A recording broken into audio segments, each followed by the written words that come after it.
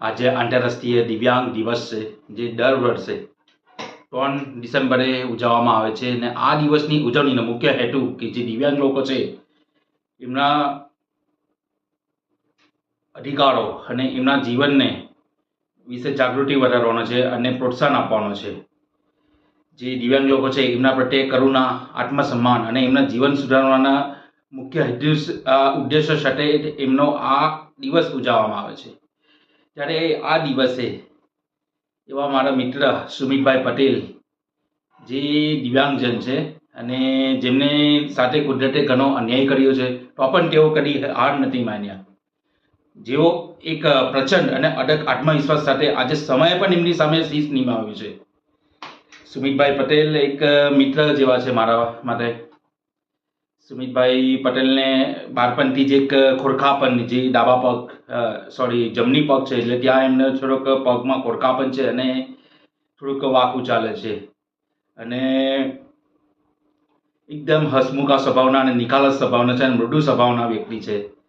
અમારી સૌપ્રથમ મુલાકાત જ્યારે હું સન ફાર્મામાં હતો, જોબ કરતા હતા અમે, ત્યારે મારી જે એન્વાયરમેન્ટની ફિલ્ડમાં મારે જે કામ કરવાનું, ત્યારે જે આરોનો જે પ્લાન્ટ હોય છે ત્યાં આગળ સૌ પ્રથમ વાર આપણા જે સુમિતભાઈ પટેલ જે ભરૂચના છે એમની મુલાકાત થઈ હતી. સુમિતભાઈ પટેલ આરો પ્લાન્ટનું ઓપરેશન કરતા હતા અને ત્યારે અવારનવાર મારી એમની સાથે મુલાકાત થતી હતી. ત્યારથી અમારી મિત્રતા ગાઢ જળવાયેલી છે. આજે પણ ગમે એમની સાથે કોલ પર વાત થઈ જાય છે, જ્યારે એવું હોય તો સમય તો રૂબરૂ પણ અમે મળી લઈએ છીએ.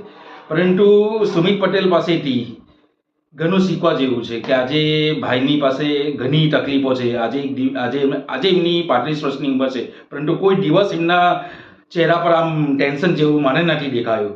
એ હંમેશા હસતા જ હોય છે. અને અમે ક્યારેક મસ્તીમાં એને કહીએ છીએ કે યાર તારી આજે 35-36 વર્ષની ઉંમર થઈ ગઈ છે, કેમ હજુ લગ્ન નથી કરતો? તો એવું કે યાર અરે યાર ચાલે, આવે ભગવાને આપેલું છે ને, સ્વામિનારાયણે બધું આપેલું જ છે ને, એની સમય આપશે મને. બસ હંમેશા હસતા માણસ. ખરેખર આ વ્યક્તિ પાસેથી શીખવા જેવું છે. અને એક રમૂજી વાત એવું થઈ છે કે ઘણી વાર છે ને, જ્યારે અમે સનફાર્મામાં હતા ત્યારે એમને આ વાત કીધેલી કે આપણે છોકરી સાથે સેટિંગ કેવી રીતે પાડે.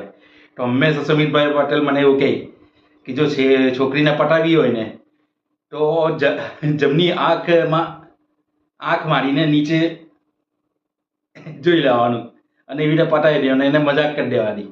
એટલે આ પ્રકારનું બધી હંમેશા દરેક સમયે એકદમ રમૂજીનું વાતાવરણ ઊભું કરતા એવા સુમિતભાઈ પટેલ. આજે અમે જે આંતરરાષ્ટ્રીય જે દિવ્યાંગજન દિવસ છે, તો આ દિવસે અમે ખાસ એમને યાદ કરીએ છીએ કે ખરેખર ભગવાને એમને આ પ્રકારની ખોડખાપણ તો આપી છે, પરંતુ એમનામાં એવી સાહસ પણ આપેલી છે અને એ સાહસની સાથે આજે આગળ પણ વધી રહ્યા છે. અને જે આવતા દિવસોમાં પણ અને આવતા ભવિષ્યમાં પણ એમના દિવસો સારા જ રહે એવી અમે આ પ્રાર્થના પણ કરીએ છીએ.